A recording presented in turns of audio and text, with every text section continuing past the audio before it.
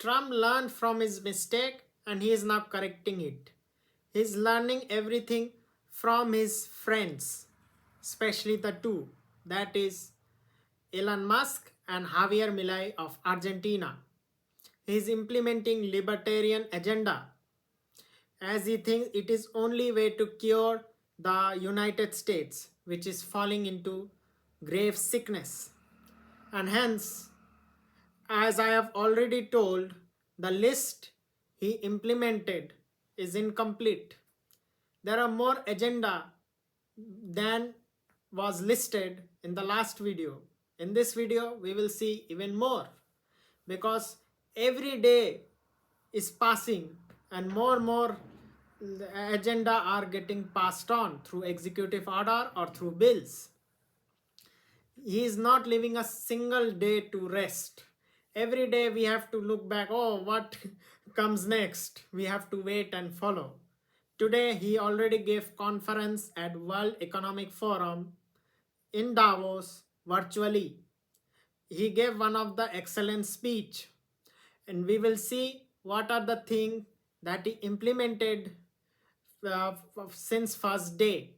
Now it is more what is not mentioned in the last video. We will see what are the following.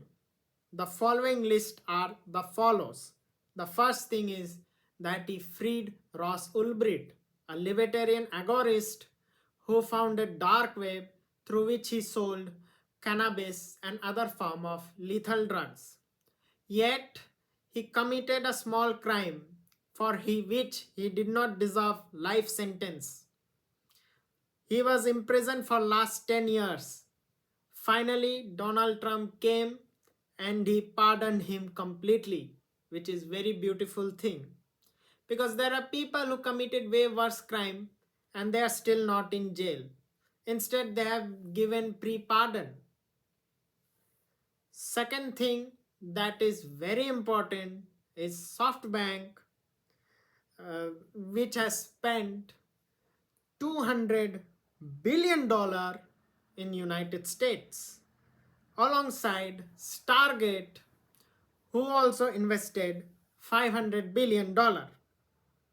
Saudi Arabia, after hearing threat of tariff from the Trump due to oil price, came and said that they are going to invest nearly $600 billion in United States through Saudi PIF, Public Investment Fund.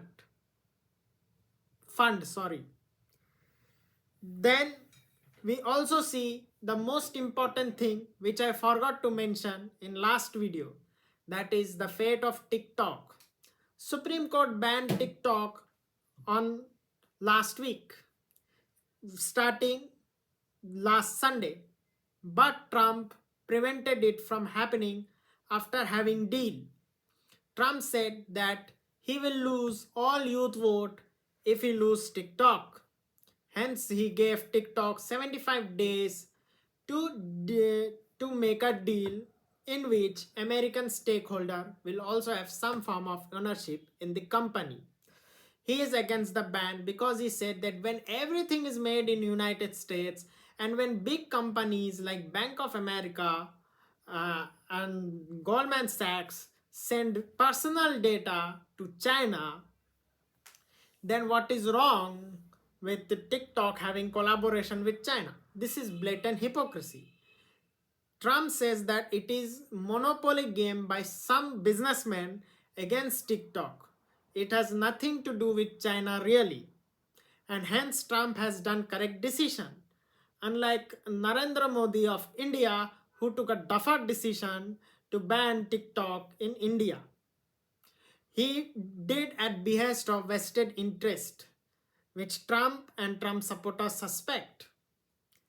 Third, another big thing which Trump has done is banning affirmative action entirely. He banned the act of Lyndon B. Johnson Directive Executive Order 11246, if I am correct, which is the root cause of DEI. This act or executive order say that every private and government company have to give reservation to some so-called discriminated people based on sex, race, gender, ethnicity, different identification, religion, etc. This is called positive discrimination. This is done on the basis of theory of human right, which conflict with the theory of natural right. Natural right is theory of libertarianism, unlike human right, which is liberalism. And now Trump is leaning toward libertarianism. And Trump thinks that DEI and all form of wokeness root cause lie in affirmative action, and hence he banished it. He brought meritocracy before all. All private companies, be Google, be Adobe, be anybody else, are happy because they no longer have to even pretend that they are giving positive discrimination in favor of certain group, especially race card, religion card, and feminist card. Another thing Trump did is nuclear power data. He is putting the data and information technology, especially AI, into nuclear power plants because he believed that not every area of United States have sufficient electricity supply due to lack of nuclear power plant, and hence he believed that linking AI to nuclear energy is very important. Now another thing he mentioned is Iron Dome. On the day one coming to the power, Trump already implementing it. First he sent soldier to the Mexico border to defend it from migrant invasion, and now he is putting Iron Dome, for which he will take engineer and scientists from Israel to make big weapons for defense from any big possible enemies like Russia or China, which is very big thing. Now another important foreign policy which Trump did is putting tariff on NATO Europe. NATO Europe always say don't focus on China, focus on them. Focus only on Ukraine war. Ukraine is the center of the world. Whatever happened in China, whatever happened in Africa, whatever happened in Latin America, don't give a damn. The European think that they are center of world, superiority complex. And Trump is putting them in the right place. Trump is showing them their capability. Basically in Hindi we say Okad. So hence Trump is showing them their place through tariff and possibly even sanctions. He is saying that NATO Europe or EU is not friendly to United States. They only pretend. Plus they don't even put 2% GDP budget into defense or defending themselves. They say that they depend on America for military. NATO Europe should not be a protectorate. NATO Europe should be equal ally, which is not happening in NATO currently. And already JD Vance said that any NATO country which does not practice free speech should be expelled from alliance. This is causing tension with many NATO European countries. Another important thing which Trump executed in foreign policy is withdrawal from Paris Accord, withdrawal from World Health Organization, and stop giving fund to UNRWA, which is Palestinian refugee. He believed that Paris Accord only harms United States because it stopped United States from doing development. It is radical environmentalist agenda which constrain human development of United States purely based on Malthusianism and eventually even promoting abortion activities, which Milley opposes it, who is friend of Donald Trump. Another organization which withdrew is WHO, already covered controversial Wuhan lab pandemic, plus who also acted on behalf of anti-American elements like Hamas, which only harms United States, who stand for anything except pro-America. And hence Trump took decision to withdraw from WHO. Ironically, US used to be the biggest funder of WHO. And the third thing which he withdrawn from is UNRWA, which is fund to Palestinian refugee. Trump has no problem with Palestinian people, but he believed that the fund going to UNRWA does not go to Palestinian people, it only go to corrupt bureaucrat and even terrorists. According to America, like Hamas and Hezbollah and especially Iran, and hence he paused giving fund to UNRWA.